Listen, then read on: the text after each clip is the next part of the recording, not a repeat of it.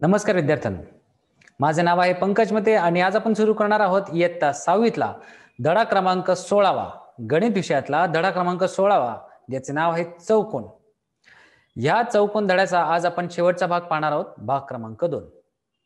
चौकोनाच्या बऱ्याच गोष्टी अजून आपल्याला जाणून घ्यायच्या, त्या ह्या धड्यामध्ये आपण जाणून घेऊ आणि त्यात सगळ्यात शेवटी आपण सोडूया आपला सराव संच. तर चला सुरू करूया या धड्याच्या शेवटच्या भागाला. तर यामध्ये आपण शिकणार आहोत चौकोनाचे सम्मुख कोन. चौकोनाच्या ज्या दोन कोनांमध्ये एकही बाजू सामायिक नसते, लक्षात घ्या. सम्मुख कोन म्हणजे काय? आपल्याला असे कोन शोधायचे ज्यामध्ये एकही भुजा, एकही चौकोनाची बाजू सामायिक नसली पाहिजे. अशाच कोनांना आपण चौकोनाचे सम्मुख कोन किंवा समोरासमोरचे कोन असे म्हणतो. आता यात खरं तर उत्तर एकदम क्लिअर आहे. म्हणजे कोन ई म्हणजे हा जो DEF हा कोन बनेल त्याच्या बरोबर समोरचा कोन कुठला आहे? जी. मग तुम्ही त्याचे वाचन DGF करा किंवा FGD करा, चालेल. हे ई आणि जी हे दोन्ही एकमेकांचे सम्मुख कोन किंवा समोरासमोरचे कोन आहे. कारण पहा, DEF मध्ये यामध्ये कुठल्या दोन भुजा झाल्या? DE आणि EF. आणि या जी कोणासाठी FGD, ह्या कोणासाठी FG आणि DG, ह्या दोन भुजा झाल्या. तर ह्या सन्मुख कोनामध्ये एकही भुजा आपली सामायिक आली नाही. याचाच अर्थ काय? कोन ई आणि कोन जी हे दोघे एकमेकांचे सन्मुख कोन झाले. तर असे किती सन्मुख कोन आपल्याला सन्मुख कोनाच्या जोड्या भेटतील ते आपण पाहू. तर पहा, चौकोन DEFG मध्ये कोन DEF आणि कोन DGF, कोन DEF आणि कोन DGF यांमध्ये एकही भुजा सामायिक नाही. म्हणून हे दोघे एकमेकांच्या समोरासमोरील कोन आलेत, त्यांनाच आपण सम्मुख कोन म्हणतात किंवा समोरासमोरचे कोन म्हणतात.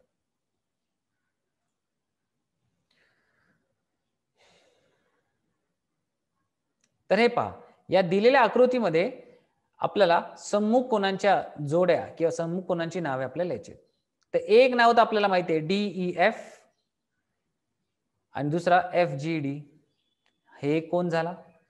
दुसरा कोन D आणि कोन F हे सुद्धा दोन एकमेकांचे सम्मुख कोन आहेतच. मग आपण त्याचं नाव किंवा वाचन कसे करणार? GDE लिहा आणि EFG लिहा तरी चालेल. तर पहा, EFG आणि GD. तर आपल्याला दोन जोड्या मिळाल्या. पहिली भेटली कोन AFG चा सम्मुख कोन आहे कोन GDE आणि दुसरा म्हणजे कोन FGD चा सम्मुख कोन कोण भेटला? कोन DEF.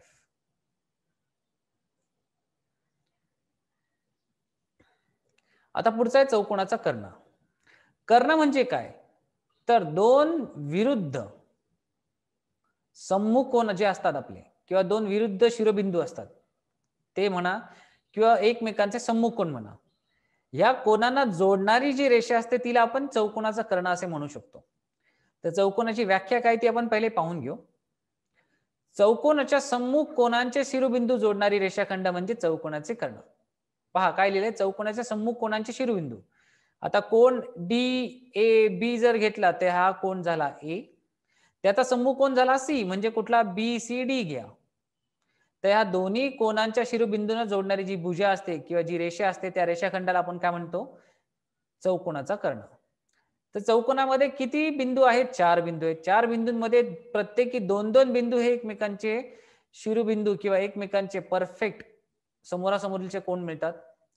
मग त्या दोन्ही कोनांना शिरोबिंदूंना जोडले तर आपल्याला 2 कर्ण मिळतील. म्हणजे जास्तीत जास्त एका चौकोनात 2 कर्ण आपण काढू शकतो. आता अजून एक महत्त्वाची गोष्ट म्हणजे अशी, चौकोनाच्या सर्व कोनांची समजा बेरीज केली म्हणजे कोन A, cone B, cone C आणि कोन D या चारही कोनांची आपण समजा बेरीज केली तर आपल्याला पूर्ण 360 अंश अशा या कोनांची मापांची बेरीज आपल्याला मिळते. इथे पहा, चौकोन ABCD हा जो चौकोन ABCD आहे यामध्ये कोन A व कोन C तसेच कोन B आणि कोन D या सम्मुख कोनांचे शिरोबिंदू जोडणारी एक रेषा काढली. त्या रेषेला नाव दिले AC आणि BD. त्या दोन्ही या कोन A आणि कोन C यांना जोडणारी रेषा काढली AC. ही झाली ह्या चौकोनाचा एक कर्ण. तसेच कोन B आणि कोन D ह्या दोन कोनांना जर आपण जोडले तर इथे आपल्याला कोन BD हा रेषा भेटते. त्या रेषाला आपण काय म्हणतो? चौकोनाचा दुसरा कर्ण.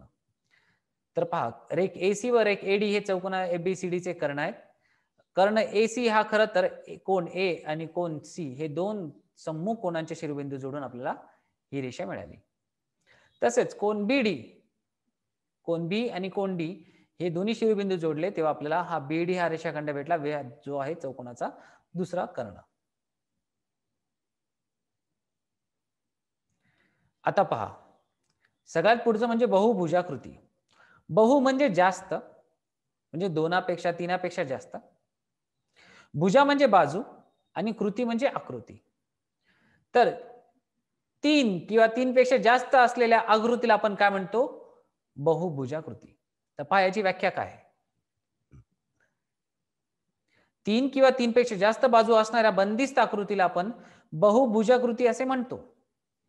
5 बिंदूंना 5 रेषाखंडांनी अनुक्रमाने जोडले असता मिळणाऱ्या बंदिस्त बहुभुजाकृतीस आपण पंचकोन म्हणतो. म्हणजे बघा, आपण समजा 5 बिंदू घेतले आणि 5 बिंदूंना जर जोडले आणि त्याने जर बंदिस्त आकृती बनली तर आपल्याला त्या आकृतीला काय म्हणतो? पंचकोन. तसेच षटकोन येतो, सप्तकोन येतो. तर ह्यांमध्ये आपल्याला जितके पंच म्हणजे 5, सप्त म्हणजे 7, अष्ट म्हणजे 8 असे 8 बिंदू घेऊन त्यांना एकमेकांना जोडावे लागतात रेषाखंडाने. तर जोडल्यानंतर आपल्याला एक बंदिस्त आकृती भेटते, त्यालाच आपण काय म्हणतो? बहुभुजाकृती आकृती. तर त्रिकोण, चौकोन, पंचकोन किंवा 5 पेक्षा जास्त बाजू असलेल्या बंदिस्त आकृती या सर्व बहुभुजाकृतीचीच उदाहरणे आहेत. तर चला आता वळूया आपल्या सराव संच 34 कडे, ज्यात पहिला प्रश्न आहे, खालील आकृत्यांचे निरीक्षण करा व त्यांची नावे लिहा. तर पहिली आकृती आपली होती ही अशी, याला म्हणतात पंचकोन. पंचकोन म्हणजे 5 भुजा असणारी बहुभुजाकृती आकृती. त्यानंतर येतो षटकोन. षटकोन म्हणजे काय? षट म्हणजे 6, तर 6 भुजा असणारी आकृती तिला काय म्हणतो? षटकोन. त्यानंतर आहे सप्तकोन. सप्तकोन म्हणजे बघा, हे पंचकोन म्हणजे काय? आपल्याला इथे 5 बिंदू आहेत आणि 5 बिंदूंना रेषाखंडाने जोडले आणि जेव्हा आपण जोडतो तेव्हा तिथे 5 कोन बनतात. पहा, 1, हा 2, हा 3, हा 4 आणि हा 5. तेव्हा हा पंचकोन म्हणजेच काय? आपल्याकडे 5 कोन मिळतात. तसे सप्तकोन म्हणजे आपल्याला 7 कोन मिळणार. म्हणजेच काय? 7 भुजा एकमेकांना जोडली तर आपल्याला हा सप्तकोन मिळतो. आणि सगळ्यात शेवटी अष्टकोन, जिथे 8 भुजा जर एकमेकांना सलग जोडल्या तर आपल्याला तिथे 8 कोन मिळतील आणि अशाच आकृतीला आपण काय म्हणतो? अष्टकोन. आता वळूया प्रश्न क्रमांक दुसऱ्याकडे. पहा, त्यांनी काय सांगितलंय?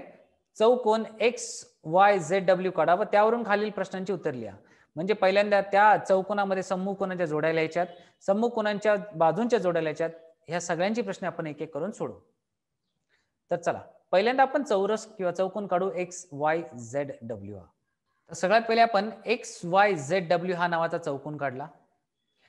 त्यापुढे आता सम्मुख कोनांच्या जोड्या म्हणजे काय? समोरासमोरील कोन आहे. म्हणजे काय? हा X आणि हा Z हे एकमेकांचे समोरासमोरील कोन झाले, म्हणजे सम्मुख कोनांची जोडी झाली. तसेच Y आणि W ही सुद्धा सम्मुख कोनांची जोडी झाली.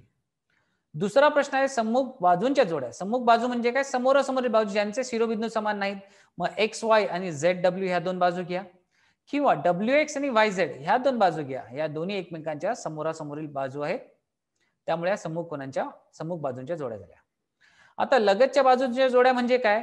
अशा भुजा ज्यांचा एक शिरोबिंदू समान आहे. म्हणजे काय? WX आणि XY मध्ये हा X हा बिंदू समान आहे. तर अशा किती जोड्या येतील? जर चौकोन आहे तर आपल्याला 4 भुजा मिळतील. तर पहा, ही झाली एक WX आणि XY. त्यानंतर XY आणि YZ ज्यामध्ये Y हा शिरोबिंदू समान आहे. त्यानंतर YZ आणि ZW ज्यामध्ये Z हा शिरोबिंदू समान आहे. आणि सगळ्यात शेवटी ZW आणि WX ज्यामध्ये W हा बिंदू शिरोबिंदू समान आहे. तर ह्या रेषा झाल्या आपल्या लगतच्या बाजूंच्या जोड्या. आता पुढचे प्रश्न सोडवू. आता प्रश्न क्रमांक 4, लगतच्या कोनांच्या जोड्या आपल्याला याच्यात. लगतच्या कोनांच्या जोड्या म्हणजे काय? असे कोन शोधायचे ज्यांची एक भुजा समान असते. म्हणजेच कोन WXY ज्यामध्ये XY ही भुजा समान आहे. WXY ला आपण कोन X असंही म्हणतो. तसेच XYZ ज्यामध्ये Y हा कोन आला, त्यांच्यामध्ये XY ही भुजा समान आहे. तर असेच आपल्याला दोन बाजू ज्यामध्ये एक बाजू समान आहे असे दोन कोन पाहिजेत. म्हणजेच कोन X आणि कोन Y, कोन Y आणि कोन Z, कोन Z आणि कोन W आणि कोन W व कोन X अशा 4 आपल्याला लगतच्या कोनांच्या जोड्या आपल्याला मिळतील. त्यापुढे चौकोनाचे कर्ण. कर्ण म्हणजे काय? हे जे आपल्याला कोन मिळाले, ह्या कोनांचे शिरोबिंदू जर आपण जोडले म्हणजे काय? सम्मुख कोनांचे जर शिरोबिंदू जोडले म्हणजे एक्स आणि झेड हा शिरोबिंदू जोडला तर रेषाखंड एक्स झेड मिळेल. आता इथे पहा एक्स आणि झेड हे दोन रेषाखंड जर आपण जोडले तर आपल्याला काय मिळेल, हा एक कर्ण मिळेल. तसेच आपल्याला जे सम्मुख कोन मिळाले डब्ल्यू आणि वाय या दोन कोनांना जर आपण जोडले तर वाय डब्ल्यू किंवा डब्ल्यू वाय नावाची एक रेषा खंड आपल्याला मिळेल. तर ह्या दोन्ही रेषाखंड मिळून एक्स झेड आणि डब्ल्यू वाय हे दोन रेषाखंड मिळून आपल्याला दोन कर्ण मिळतील. तर एक्स झेड आणि डब्ल्यू वाय हे दोन कर्ण झाले. आता चौकोनाची नावे लिहा. चौकोनाची नावे आपण कसे लिहू शकतो, तर आपल्याला पहिल्यांदा एक दिशा ठरवावी लागेल. एक तर घड्याळाच्या काट्याच्या नुसार आपण जायचे किंवा घड्याळाच्या काट्याच्या विरुद्ध दिशेने जायचे. तर आपण घड्याळाच्या काट्याच्या दिशेने जर गेलो तर डब्ल्यू झेड वाय एक्स हा एक चौकोन झाला. झेड वाय डब्ल्यू एक्स हा एक झाला. तर अशा प्रकारे घड्याच्या काट्यानुसार गेलो तर आपल्याला 4 चौकोन नावे मिळू शकतात. आणि त्याच्या समजा विरुद्ध दिशेने गेलो तर आपल्याला वेगळी 4 नावे भेटतील, पण चौकोन तोच. म्हणजे घड्याच्या काट्यानुसार गेलो तर काय भेटेल, झेड डब्ल्यू वाय एक्स, आणि विरुद्ध दिशेने गेलो तर काय भेटेल, डब्ल्यू एक्स वाय झेड. त्यालाच फक्त उलटे लिहायचे. तर अशा प्रकारे आपल्याला एकूण 8 नावे इथे मिळतील. आता पुढचा प्रश्न दुसरा, रिकाम्या चौकटीत बहुभुजाकृतींची बाजूंची संख्या लिहा. म्हणजे आपल्याला इथे रिकाम्या चौकटी दिल्यात जिथे बाजूंची संख्या लिहिली आणि इथे बहुभुजाकृती आकृतींची नावे लिहिली आहेत. तर चौकोनामध्ये भुजा किती असतात, चौकोन म्हणजे 4, अष्ट म्हणजे 8, पंच म्हणजे 5, सप्त म्हणजे 7 आणि षट म्हणजे 6. तर पहा, ही आहेत बहुभुजाकृती आकृत्यांची भुजांची किंवा बाजूंची संख्या. आता शेवटचा प्रश्न, एक बहुभुजाकृती आकृती काढा व तिचे शेजारी दाखवल्याप्रमाणे त्रिकोणाकृती भाग करा आणि त्यावरून तिच्या सर्व कोणांच्या मापांची बेरीज किती होईल ते ठरवा. तर पहा, इथे आपल्याला किती कोण मिळतात, 1 2 3 4 कोण मिळतात. हे सगळे कोण काटकोन त्रिकोण आहेत आणि सगळ्या त्रिकोणांची एका त्रिकोणाची बाजू, एका त्रिकोणाचे जर कोणाचे माप पाहिले तर तिन्ही कोणांची मिळून 180 असे माप होते. तर आपल्याकडे किती कोण मिळाले, 1 2 3 4, आपल्याला असे 4 कोण मिळाले म्हणजे 18. 180 गुणिले 4 भेटले 720. म्हणजे या पूर्ण आकृतीच्या मापांची बेरीज किती झाली, 720 इतकी. तर पहा, सोबतच्या बहुभुजाकृतीचे 4 त्रिकोणांमध्ये विभाजन केले आहे आणि त्रिकोणांच्या कोणांची मापांची बेरीज 180 असेल, तर म्हणून 4 कोणांच्या मापांची बेरीज किती होईल, 4 गुणिले 180 म्हणजे 720. म्हणजेच हा एक काटकोन झाला. म्हणून दिलेल्या बहुभुजाकृतीच्या षटकोनाच्या कोणांच्या मापांची बेरीज 720 झाली, म्हणजेच 8 कोण आहेत.